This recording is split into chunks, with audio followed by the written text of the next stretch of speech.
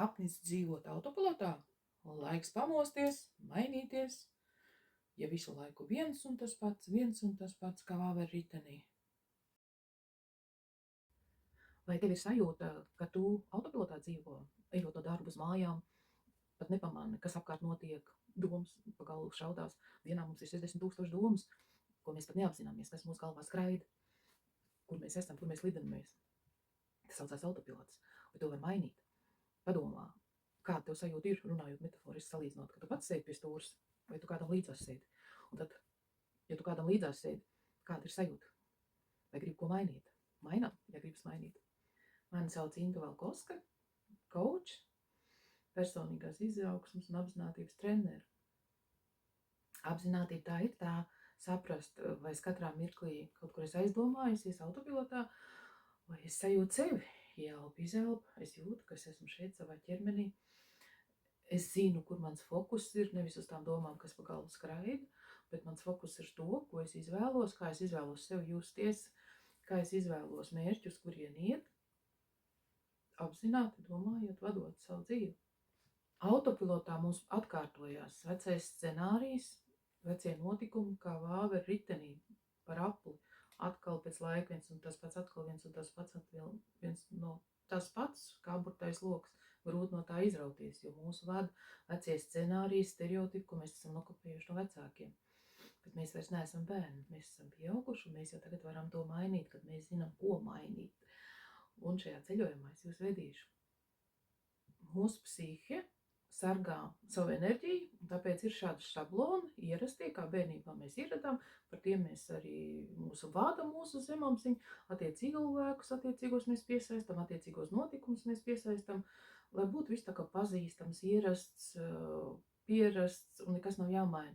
Bet, kad mēs esam izgājuši no autopilota, tad mēs ejam, paplašinām savu gājumu, redzējumu, savu draugu loku, savas zināšanas, un tad mēs izejam no tā ārā. Un tas psihika ir drusciņi nekomfortabli. Viņa ir tāda pretestība ieslēdzās, par ko mēs arī vēlāk runāsim. Bet, kad mēs visu to redzam, novērojam, apzinām, mēs saprotam, tad mēs varam ar pretestību sarunāt ar savām iekšējām daļām, sarunāt, vienoties, jā, mēs lēnām maziem solīšiem, iesim tajā jaunajā, tur ir droši, un tur būs daudz kas citādāks nekā tas, ko mēs vēlamies patiesībā, ko mēs patiesībā vēlamies, vai mēs zinām, ko mēs patiesībā vēlamies.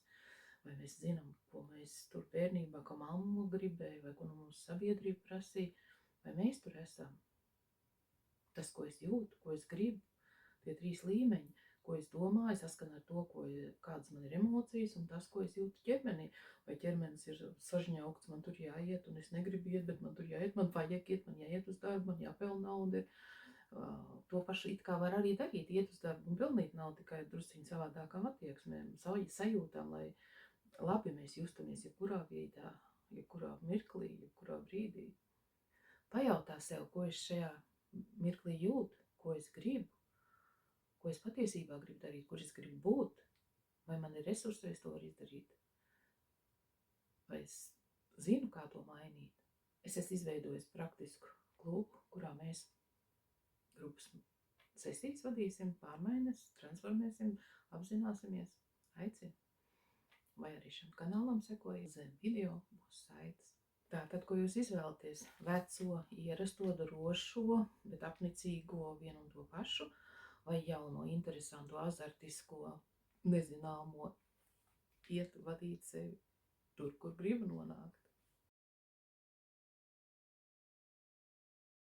Bet var iet un baudīt tik soli, tik mirkli, dzirdēt dabu, dzirdēt sevi, ko jūti, ko gribi.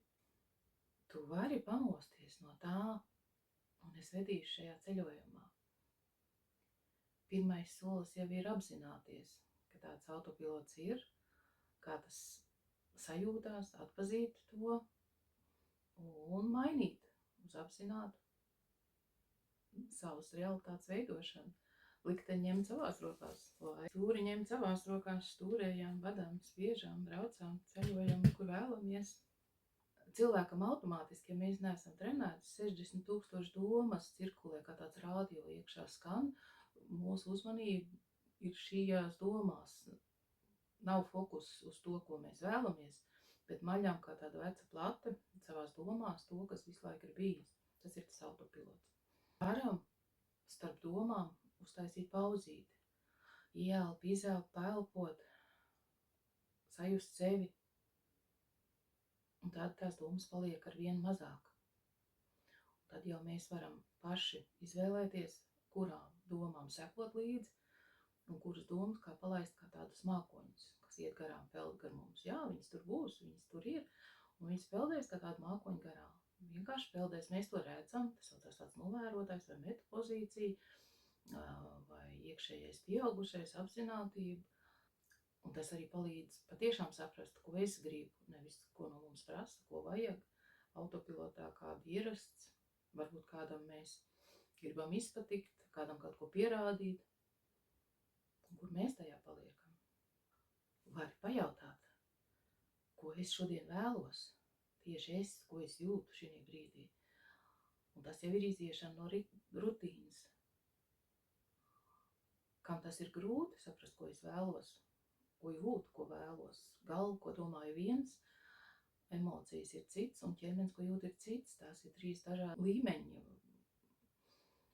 Dažkārt mēs zinām, mums vajag iedarīt to, bet sajūtas liekas, sažņaudas, nav spēka, nav enerģija, un emocijas, īsti negrib, bet jāiet. Tad kas ir tas, kas saskan? Es jūtos labi, atvērta, es to gribu, un es eju un to daru.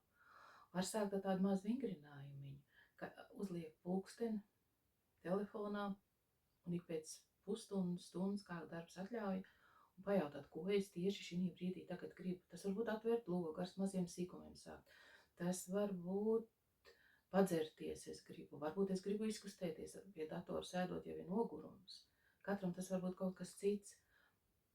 Ieklausieties sevī. No rutīnas var iziet. Parakstieties kanālā, turpmāk būs vēl.